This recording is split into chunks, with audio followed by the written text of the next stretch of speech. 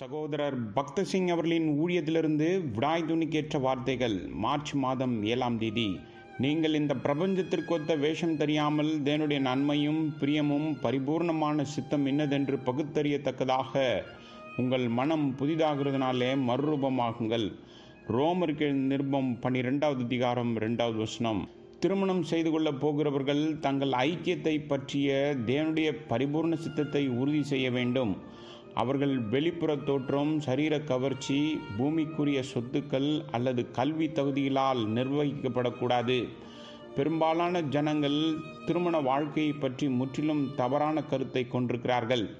சிலர் மகிழ்ச்சிக்காக அழகு, செல்வம் மற்றும் கல்வியை சார்ந்திருக்கிறார்கள். இதனால் கடைசியில் ஏமாற்றம் அடைகிறார்கள். திருமணம் செய்து கொள்ளப் போகிறவர்கள் தேவனிடம் போதுமான அளவு ஜெபத்தில் காத்திருந்து அவருடைய சித்தத்தை முழுமையாக அறிவதற்கும் இந்த பரிபூர்ண சித்தத்தை அறிவதற்கு போதுமான நேரத்தை அவருக்கு கொடுப்பது மிகவும் அவசியம். தேவனுடைய வார்த்தை சொல்கிறது, நீங்கள் மதியற்றவர்களாயிராமல் கர்த்தருடைய சித்தம் இன்னதென்று உணர்ந்து கொள்ளுங்கள்.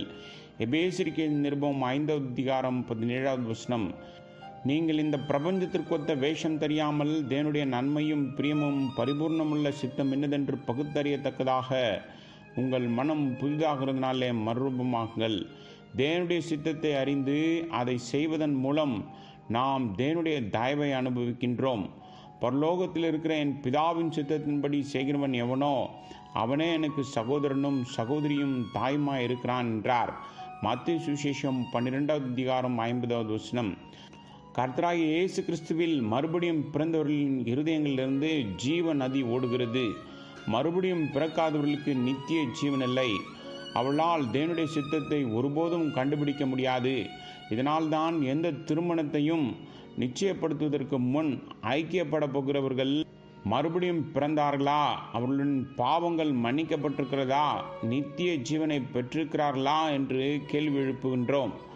மணமகன் மணமகளும் தனித்தனியே அதிகமாக ஜெபிக்க வேண்டும். மேலும் அவர்கள் ஒன்றிணைவதற்கு தேவனுடைய சரியான சித்தத்தை கண்டறிய வேண்டும். அடுத்த நாள் என்ன நடக்கும் என்று யாருக்கும் தெரியாது. நமது உடல் நலம் குன்றலாம் அல்லது நமது சூழ்நிலை மாறலாம். எவ்வளவு காலம் வாழ்வோம் என்று தெரியவில்லை.